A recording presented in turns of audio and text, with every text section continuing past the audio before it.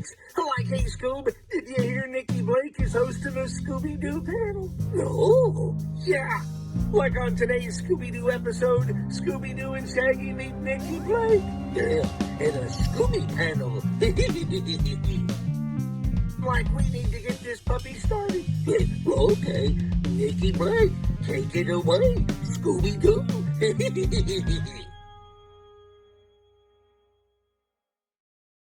On today's episode of the Scooby Panel, Nikki and Wendy meet Corwin Emery from Spooky Pinball.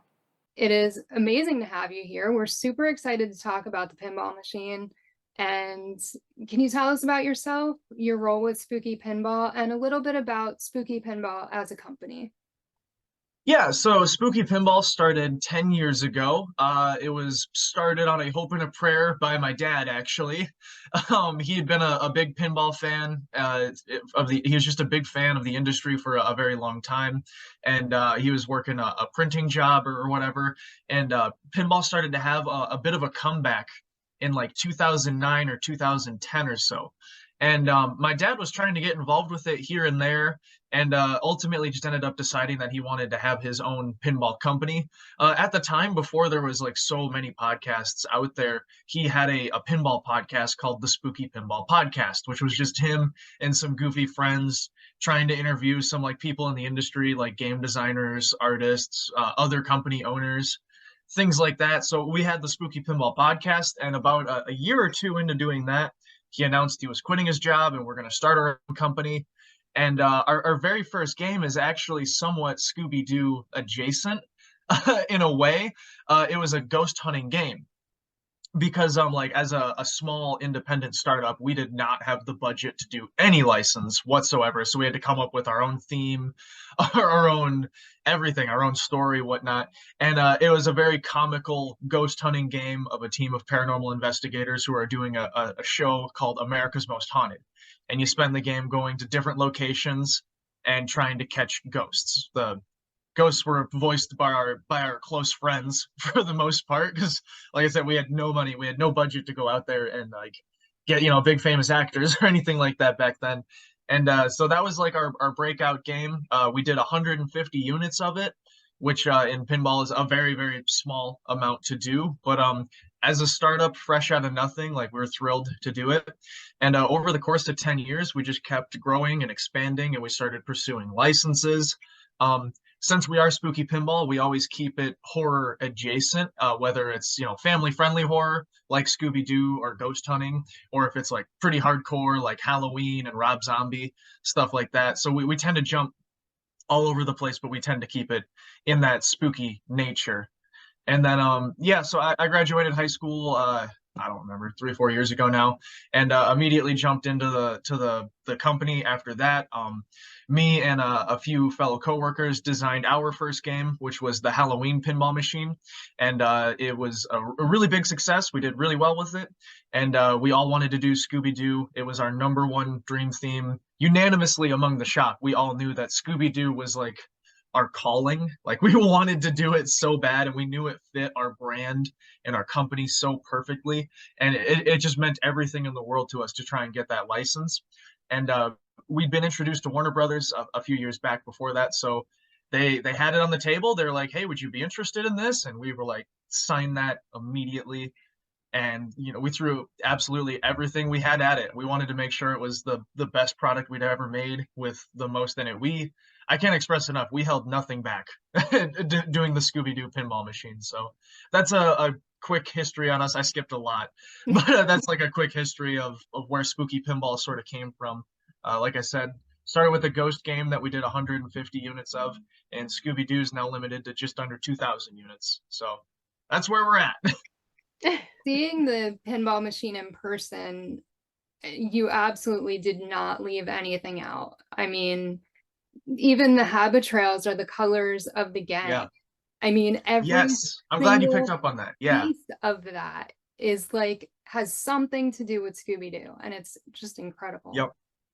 Yeah, and it goes beyond even the physical elements when it comes down to the assets of the game, like to the music and the actors and things like that. Like I said, every chance we got, we held nothing back. And every time we started to be like, well, maybe just this little bit of work, we just ended up going for all of it later. So yeah, it's we're very proud of it for sure. And I'm just happy people like it so much because it was a lot of pressure. Well, you guys did a great job with it for sure. Thank you. What was your role on the Scooby-Doo Pinball Machine? Yep, so I co-designed it with we call him Spooky Luke. We both worked on Halloween together, and then we co-designed Scooby-Doo together. We both have different roles in the company. He kind of deals with a lot of the metal manufacturing and the CAD and engineering of the games. I do a lot of like the licensing. I handle talking to the licensors, the artists, the animators, the actors, and then I also manage production as well. So that's kind of our two roles in the company. And I shouldn't even say that like we two designed it. It takes a village to get one of these things made. I mean, you look and see how many different assets or aspects there are to a pinball machine. Two people don't design it. One person doesn't design it, like 30 people. It takes a lot of people to get it to happen.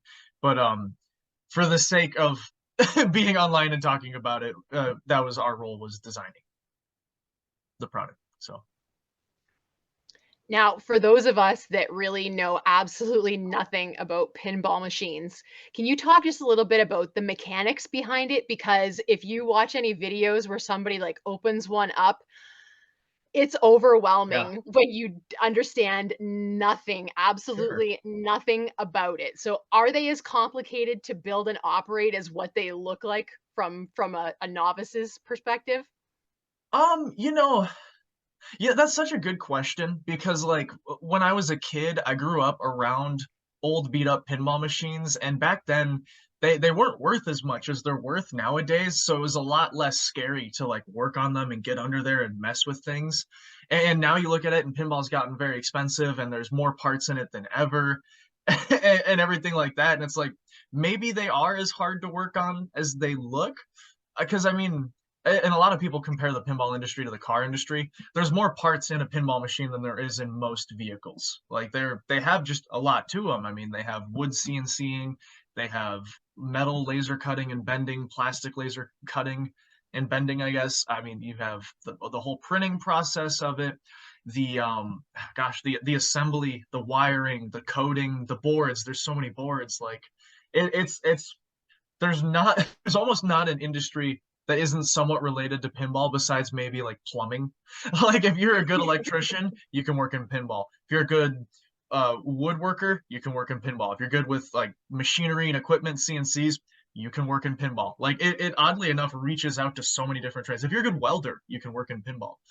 It's like it reaches out to so many different aspects, and that's just all the physical side. Then you get to the artwork, the coding to make the game actually work, the animations, the sound effects. Like almost every career path can somewhat be tied to pinball, which is always a funny thing when people ask, like, when we're hiring employees, they're like, do we need previous experience? And it's like, no, there's no college for this. Like you just got to get in there and start working on it. That's the only way to learn.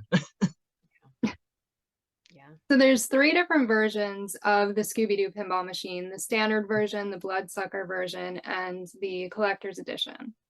What can you tell us the differences between the three versions, and why are there three versions?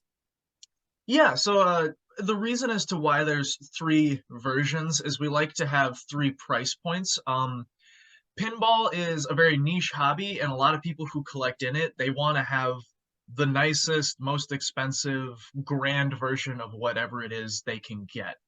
And then other people are like, I just want to have a fun game that works. I don't really care about all the bedazzling, fancy schmancy powder coats and artworks and things like that. So we have the three price points so that we can kind of fit all of those demographics. So this and one of the main things we do as a company that's different from the rest of the pinball companies is the difference between our editions is purely cosmetic. So a lot of other companies will literally take out mechanisms, play fields, like entire major features of the games in between their editions. We always keep the gameplay exactly the same. The only difference between our editions is how pretty they look. So the standard is the base level one, and it won't have like the custom cut powder coat with all the greens. And like you mentioned, the habit trails earlier, having all the different colors, it'll have just one color on all of them.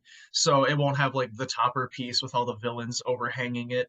It'll be missing some sculpts, things like that. While the collector's edition will have the nicest version of everything we could put into the game, even down to the artwork. Like on the standard edition, the cabinet artwork is actually the outside of the mystery machine. So the cabinet looks like the mystery machine.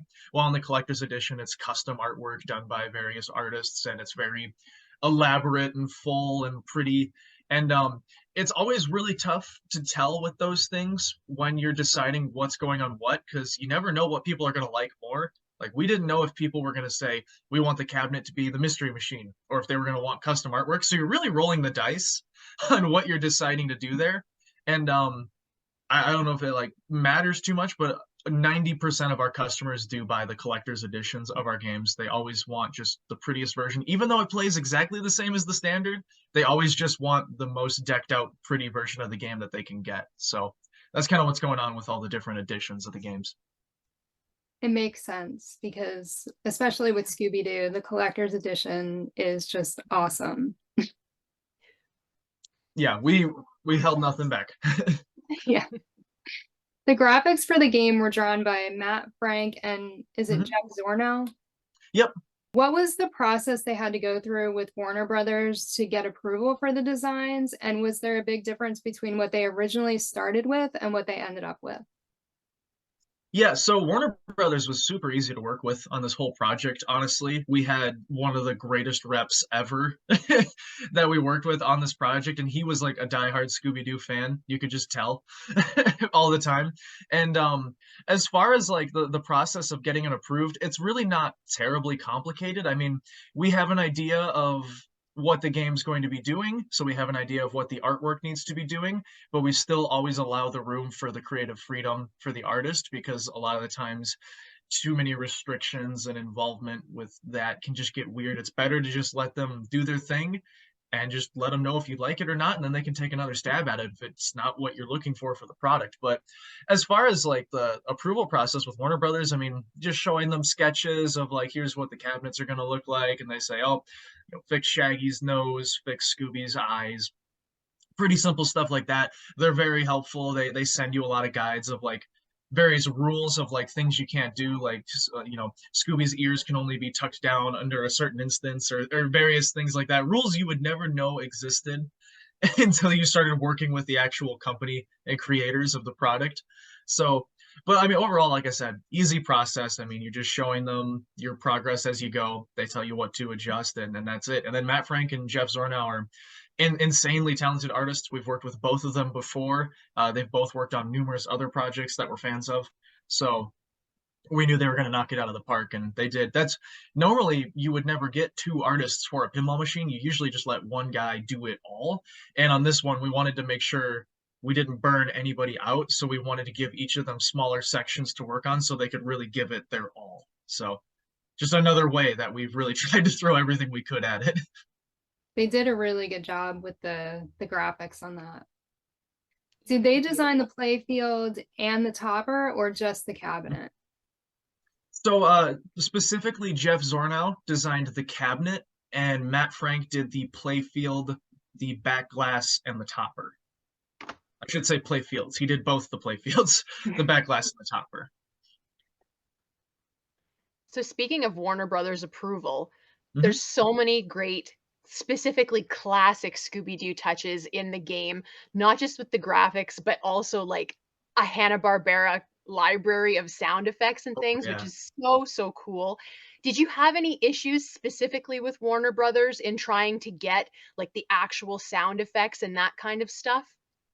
No, sound effects was pretty much, here's a library, you can use that, and we did. I mean, it was not hard at all. Like I said, it was an insanely easy license to work with them on.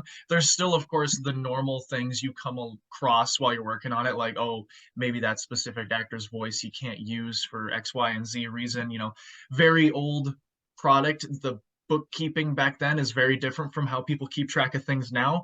So like there's complications with, say, like the theme song or something, but everything was super easy to work around that did come up. And like I said, super easy people to work with on this one for sure.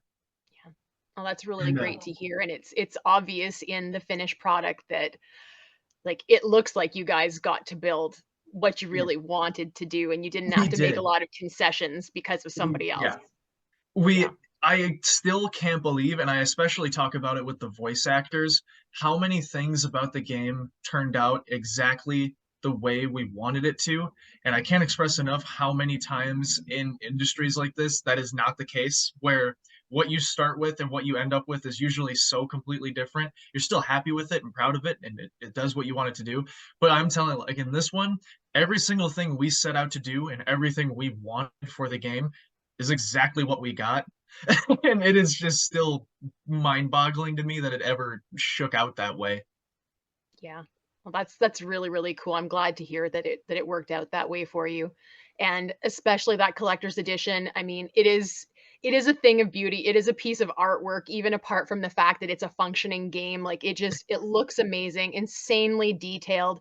You did mention that Scooby was kind of like a goal for you guys to do. Oh yeah. So, and you even, I mean, I love this detail that your total production number is 1,969, which of course 1969 is when Yep. Scooby premiered. Awesome little touch there. So, given all of this detail and that this is something you all collectively wanted to do, safe to assume you are all diehard Scooby fans yourselves? Yeah, we all grew up with it.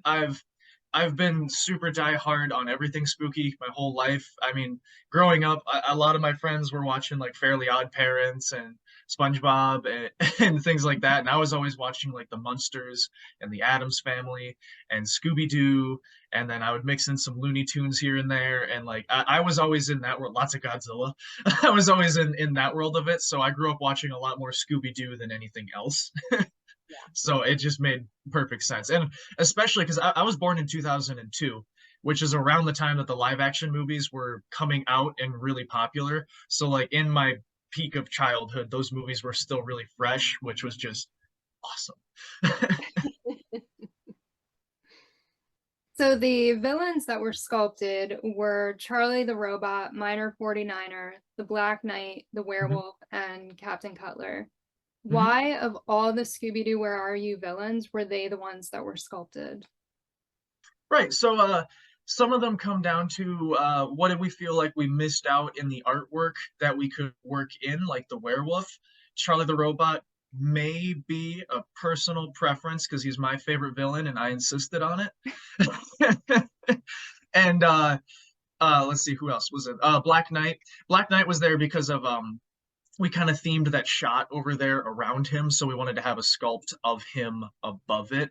And then like you'll see like next to it is the airfield sign and the Gold City mine. It's on my screen actually now that I'm looking at it. And it's like because we had the artwork and those shots planned around those characters being as they had modes, we wanted to just really theme out their areas to that.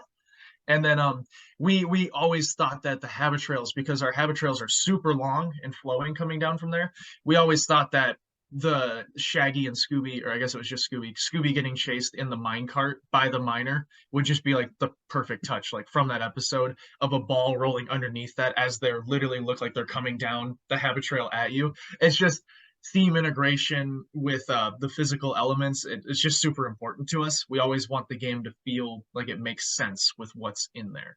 So that's why those sculpts particularly got in. Trust me, we couldn't have included enough though. Like if the space and the budget was there to do 10 more sculpts with 10 more different villains, we would have. Trust me. So there's a really, really, really cool touch in your game that I personally love. So in the system select menu, there is an option for adult mode, Yeah. which before the game actually came out caused a little bit of buzz online, people wondering and speculating what that was going to mean.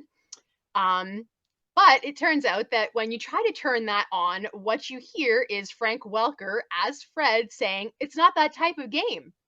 Yeah. We here on the Scooby panel are 1000% all about keeping Scooby wholesome and kid friendly. So Huge props to you for that. I absolutely love it. I think that is just a fantastic touch. Just wonderful. High five to that. So who decided? How did you decide Right. to put that little touch in there? Right. And I should tell you, the Frank Welker's call out there, we wrote probably an entire page full of call outs just for that. If you sit there and keep hitting adult mode on, each member of the gang will keep cycling through Oh, with different fantastic. things. Like Daphne will be like, "Not today, Freddy," and Scooby will be like, we seriously have like an entire page full of call outs just for that one stupid thing. Amazing. But and it's like I wish I had like a crazy elaborate story for it, but literally it's just us being goofballs in the office, and like a lot of our games have adult modes. Like Rick and Morty, you turn on adult mode, the game gets really vulgar. Like Rob Zombie, you turn on adult mode, the game gets really vulgar. And it's like, so we make the joke like, oh, I wonder what adult mode will be in Scooby. And then that just ticks off the idea of like, we should put it in there, but they shouldn't be able to get it. And then, yeah, half an hour later, we have a page full of call outs for it. And and when we should be coding in the function of the flippers and light shows, we're coding in 40 call outs for adult mode. It just doesn't even need to be there. It's just us being goofballs. It's really what it comes down to. Oh, fantastic. It's great. Those are my favorite things to like think up and work on. It's Yeah, just the ridiculous stuff like that. That's like, it doesn't even need to be there, but it fits. yeah, for sure, for sure. Did you get to meet any of the voice actors or Matt Montgomery, or did they do everything digitally and send it to you? So the voice actors, I met them through Skype, I guess you could say, like because all of them had remote studios from home, which was great. And so I would always sit in on the sessions because I wrote a fair amount of the script with another one of our guys at the shop. So I always sit in on the voice recordings to make sure, just because like in pinball you got to say things kind of specifically for it to make sense. So I sat in on each of those, and I had just plenty of one-on-one time with each of them. They were all super delightful to work with. I have a favorite, but I wouldn't say who it is. But but they're all super delightful to work with. Matt Montgomery on the music, we met him years and years ago when we were working on the Rob Zombie Pinball Machine because he's in Rob Zombie's band. And ever since then, we've always stayed close and connected, and we've met in person a handful of times. We're always talking regularly, just because we've always got him working on so many different things now beyond music, even at this point, which I'm excited for people to see. But yeah, we're very close friends with Matt Montgomery, and then yeah, the cast was just spectacular, like really, really great. I was really excited that Matt Montgomery was doing the music because I've always wanted like some type of Rob Zombie, like Scooby-Doo crossover. Yeah, So yeah, that was awesome. yeah. I trust me. I want Matt Montgomery to get so much more credit in the industry. He's made so much of our music at this point. It always turns out just so good and perfect for pinball. And he's worked on so many different titles. I mean, he's worked on Alice Cooper, Ultraman, Halloween, Scooby-Doo, and our future ones. And he just always encapsulates the theme and the environment and that world so well in his music, while it's still something new and fresh based off of that. And I think it's severely underrated. I'd like to see more hype get out there for him for sure. Yeah. Listening to how complex and how many moving parts there really are to make a project like this come to fruition, I'd like to slip in an extra question here. About Mhm. how long did it take from conception to we're ready to release this machine? Did it take specifically for this Scooby one? Probably about 18 months to 2 years, I would say. Most all of our projects, when it comes down to like, okay, we're going to start pursuing the license and start doing an actual physical layout for it, takes about 18 months to do. Scooby might have actually been a little bit longer because we were starting on Scooby-Doo as the Halloween pinball machine came out. So like while Halloween was hitting the line, we already had the layout for Scooby-Doo kind of mostly set in place. So yeah, I want to say probably like 18 months. Wow, amazing. And given that you did this during pandemic time too, like Oh that's yeah, wow, amazing. Props to all of you. Great, great, great job, guys. thank you. So what is your absolute favorite thing about the Scooby-Doo pinball machine? Oh man. of anything in the game at all, period. Or it can be anything. It's something that you like the look of, Hmm. something fun or exciting in the game, just anything. What is your favorite thing about it? Uh, hmm. I would say the call outs. I really liked writing the script. I really liked working with the actors. They were all actors I really admired. Like I was a huge Matthew Lillard fan because I love Scream. It's like one of my favorite. It's probably up there in my favorite horror movies. Like I love Scream, so I was a huge Matthew Lillard fan. I love Frank Welker. Like how can you not love Frank Welker? He's probably one of the best voice actors of all time. And I love Garfunkel and Oates. So we had Kate Micucci as Velma, and I really love Garfunkel and Oates. I listen to them whenever I'm on plane rides because I get scared to fly, and they make me feel better. So I loved the whole aspect of the script is massive too. I mean, it was a 100-page script. There's over 4,000 recorded callouts for the game, which I think is some sort of a record. I don't actually know, but I'm pretty sure that's a record in pinball is for like the most recorded callouts, maybe. But yeah, that's definitely my favorite part of it. It's just they were all such professionals. Yeah. And the fact that like I mentioned earlier, with everything in the game, what we wanted is exactly what we got. The actors we got into the game are the exact ones we selected from the beginning. Like there was no like, oh, sorry, that one's not available. Here's your other options. They were all our first choices. And like I remember when we were picking them, because we didn't think we could get all 5 members of the gang. We thought we were going to get Shaggy and Scooby at most. So we were looking at Scott Innes to do both because Scott Innes is a 10 out of 10. He does fantastic at both. Love Scott to death. And we were looking at him to do both of those, and that would be it. And then we were like, yeah, but you can't have just Shaggy and Scooby. Like it'd be really great to have like we need Fred, but if we're gonna go get Frank Welker, we might as well have him do Scooby. And then it's just one thing led to another, and we knew exactly like, okay, yeah, this is the best case scenario, what we could get. And then started pursuing it, and everything worked out. We literally got the exact ones we wanted from the beginning.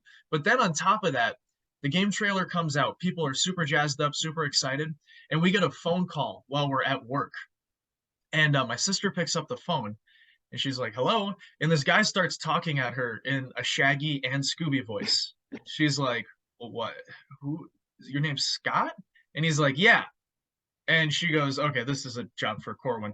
And so she handed me the phone, and he introduces himself talking as Shaggy, and he's like, hey man, it's Scott Innes. And I was like, oh, I know who this is. Like, oh shoot. And he's like, hey, so like I just saw that this came out, and like obviously Scott Innes is a massive Scooby collector, like just an insane fan of the whole thing. And he's like, so I just want to know, like, how come I'm not in this thing? I'd love to be in it. And I was like, I'll find a way to put you in it if you want to be in it. Like we will absolutely work something out.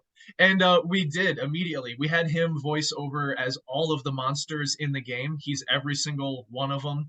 And also we have the monster song in the game, which is this song that Shaggy and Scooby are singing about all the different monsters from the show. And he's singing on that as Shaggy and Scooby and all the monsters. And anything else that we need for it, he's like, just call me, I'll do it anytime. Like I love Scooby-Doo. Like Sounds so like Scott. not only did we get like the exact people we wanted from the get-go, we even got extras who just showed up and were like, please let me work on this. And it's like, okay. We didn't know this was an option. So like yeah, couldn't have been better. Literally could not have been a better scenario. Yeah. Right. You did answer my next question, so I'm going to change it. What was the most difficult part of the production of the pinball machine? Ooh, the most difficult part. All of it. I mean, even when it's going super smooth, it's still, I mean, they're hard to make. Like there's a lot to it. The most difficult part is honestly you're trying so hard to make sure that you're going to give people exactly what they want while still doing something new and original with it. So you ride this very fine line of like getting, sorry, I want my hands in there. They keep disappearing. You're riding a very fine line of like doing new original creative things, but without making it so different and weird that people are turned off by it. So making sure we had everything in there the fans wanted, and also making sure that it was very fresh and had a lot of our own original weirdness to it, because me and Luke love to do different things than the norm in pinball. There's a lot of very similar things that come out. We like to stray away from it as much as possible, because there's other guys out there who they do that norm and they do it perfectly. There's no reason to go compete with it. So we always try to do something different, but like I said, you just can't go too far with that. So just the pressure of making sure we landed that just right, and making sure the game's exactly what people want, because we knew how much the theme meant to everybody. Like, I've heard more people tell me that Scooby-Doo's their dream theme than anything before. So we felt the pressure about making sure it was what people wanted. Yeah. Well, you came through on what people wanted, so. I think so, yeah. They seem pretty happy. Yeah. Yeah, for sure, for sure. All of the buzz. I don't think I heard anything negative about the pinball machine. And lately there is quite a bit of negativity in the Scooby stuff, but you know what? For yours, sure. they're not even like a hint of it. So yeah. The most negative things I've seen is people saying, if they put Scrappy in this, I'm throwing my game in the dumpster. And it's like, but the other 50% are like, please put Scrappy in it. yes, It might be the most divisive thing in pinball of all time, is if we put Scrappy-Doo in the game or not. And the voice of Scrappy-Doo is Scott Innes, so we can hit that button anytime we want. Like, well, since you brought it up, I am going to pose the question to you, because Nikki and I are divided here. We do not stand on the same side of this. Scrappy, yay or nay for you? For me personally, you know, what's funny is nobody's ever asked that. I've somehow made it this far, just like fielding the whole Scrappy-Doo thing, being like, some people like it, some people don't. I don't, but I don't think it fit, because we did the game on the original series. So like putting Scrappy-Doo in would be pretty out of place, but I also really want to cater to the fans. I really want to cater to the people who love Scrappy-Doo, and I want to cater to Scott Innes, because he's like, we got to put Scrappy in this thing, man. Can you imagine? And I'm like, yeah, I can. So I won't say it is or isn't coming. We've definitely talked about it. It's certainly an option, and we can make it a menu thing where you can turn on Scrappy mode or turn it off. So, I mean, odds are we'll probably get around to it, but Nikki's very happy because she is anti-Scrappy. I, on the other hand, love Scrappy, and you could make a Scrappy pinball machine, and I think that would be great. And I'm sure Nikki and I will have words about that later. I've been told that a Scrappy-Doo pinball would sell, and I'm like, oh man, I don't think I want to go down that road. It'll sell, but at what cost? Right. So a pinball machine, it is a pretty big investment. So I would assume that a lot of your clientele is made up of people that are pinball collectors specifically, or just generally people that are already familiar with this type of machine. Yes. But for anybody watching who is interested in buying one, but they don't have any prior experience with pinball machines, either running them, setting them up, anything like that, realistically speaking, could a total novice buy one of these and get it up and running by themselves out of the box without any help? Do you have any tips or advice for buyers like that? And also, just in general, right now, how can someone currently purchase one of these Scooby pinball machines? Yeah, I mean, I should say people, complete novices to the hobby, can and do buy Scooby-Doos and put it up themselves, have no issues whatsoever. Like, it's a pretty, I don't want to say it's a simple process. It's a big game with a lot of components, but getting it set up and going is not bad. I mean, this is honestly the best time as a new person to get into this hobby as there's ever been, because there is more help and tutorials and overall people online in the community that want to get new people into the hobby anyway, who want to help you and show you how to do all of that. Absolutely. If you're a new person and you want to get into the hobby, it's the best time to do it.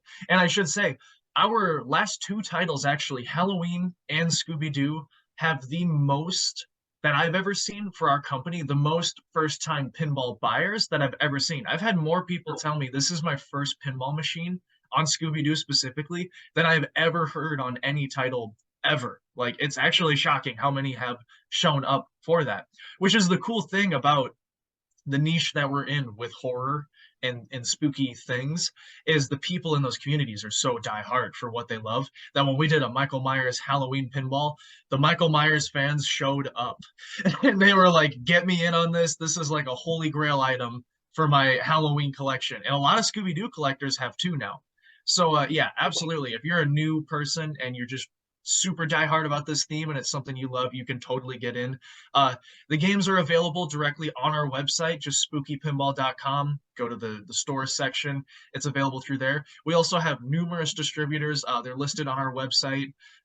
Like Nikki has been talking to Joe from Pinball Star, Joe Newhart. So he's absolutely fantastic. He's been with us since day -1, probably, selling games with us. So there's numerous distributors you can go to. Like I said, we have them listed online. Otherwise, you can order direct through us. Countless tutorials online for how to set up a pinball machine. I mean, it's really just unfolding it, putting the legs on, plugging it in, put the balls in. It's pretty simple. I mean, it's definitely doable. So yeah, don't be shy. If you're new to pinball, if it's something for that price tag that you're like, this is going to be the holy grail item of my collection, you should absolutely go for it, for sure. Excellent. So, a fun question to round everything out. The sky is the limit and you are dreaming big. What is your dream character, property, whatever, that you would like to make a pinball machine for in the future? So it's going to be a pinball machine that is 2 themes and it's split down the middle. One side is one theme and the other side is the other theme. The left side is going to be Barbie and the right side is going to be Oppenheimer. And it's going to be a mashup game all in one. And it's going to be the best-selling game of all time. The best-selling dual theme that you'll ever see. Also the only. You heard it here first, folks. You heard it here first. Otherwise, no, my personal like dream theme that I would love to do that nobody would probably buy it is Sweeney Todd. It's one of my all-time favorite movies, and it's a musical. It's got murder and mayhem, so I think it works perfectly as a game. There's cool mechs you could do in it with like a ball and a chair that dumps it down the shaft and everything. So yeah, it's one of my all-time favorite movies, so I would love to do that. That would be cool. It would be really cool. Anything that we haven't asked you that you want to share with anybody? No, I mean, Yeah. the biggest one was like getting to selling the games. So like where to go to get a hold of us and sell the games. I can plug social media or something if you want. Absolutely. Sure. So yeah, we're on Facebook, we're on Instagram, just Spooky Pinball. I put out tutorial videos every single week, not necessarily on Scooby-Doo, but on all of our games. But I do a lot of Scooby-Doo videos. Every time we have a new code update, I put out a pretty long video going over all of the gameplay and strategies and tips and advice for the game. So if you want to go to YouTube, watch our videos there. Like I said, I have tons of content there. I've recently started live streaming on Twitch on Thursdays at 7 Central. Just did my very first Scooby-Doo live stream this last Thursday, and it was our biggest, most successful live stream yet. So super jazzed up and excited about that. Otherwise, I'll be playing all of our company's games like Alice Cooper and Rick and Morty and Jetsons and Dominoes and just everything on there. So definitely come check out the Twitch channel and our social media pages. So yeah. And definitely look for the pinball machine, the Scooby-Doo Pinball Machine, because if you can find it, you're going to want to play it. And hopefully you can play it longer than 10 minutes, because that's all I want people to do. 10 minutes is a good game. That's a decent game. You know, those pinball people at the tournament, like I have never seen people play pinball like that before. I mean, the guy in front of us, like he's stomping on the ground and he's banging on the machine and he's just like, I have never ever seen someone play pinball like that with so much passion. And it was that's the really, best word you could have picked to describe really that. Interesting. I was gonna say force and rage, but passion sounds way better. I'm gonna use that. Corwin, this was awesome. Thank you so much for coming on, for talking about the pinball machine. We know nothing about pinball, so it was really cool to learn the ins and outs of the game and how it was created. And we really appreciate you being here. Thank you. No, I really Thank you. appreciate you having me on. I appreciate it a lot. It's great. It was fun. You asked really good questions. I liked it. Thank you. Yeah. We look forward to seeing what new games you come up with in the future. Yeah, I think people are going to be really excited. There's a lot of rumors going around right now about what we have. There's like 3 or 4 things going around, like they for sure have this. So I think people are going to be really excited to see what we have working and what's coming out. So Awesome. Awesome. I'll make sure to put all your links in the description of the video so people can find you easily. awesome. Well, thank you very much. I appreciate it. Thank you. Thanks a lot, Corwin. Yep. See ya. Bye. Bye. Thank you for tuning in to another Scooby panel. I'm Nikki Blake from ScoobyAddicts.com. If you like these panels, please subscribe to my channel for more great discussions.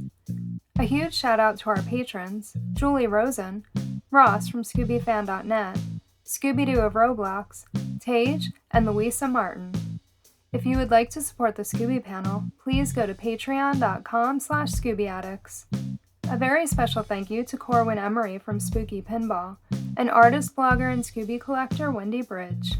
Scooby Panel is available in podcast form on most podcast platforms, or as a web series on YouTube. You can find Scooby Panel on Instagram, Facebook, and Twitter as @ScoobyPanel. Scooby and Shaggy were voiced by Scott Innes. Check out Scott's website, onescottshop.com. Scooby Addicts artwork by Will Davenport. Video editing by Nikki Blake. Music composed and performed by Bovine Nightmares. Please join us next time for another Scooby panel.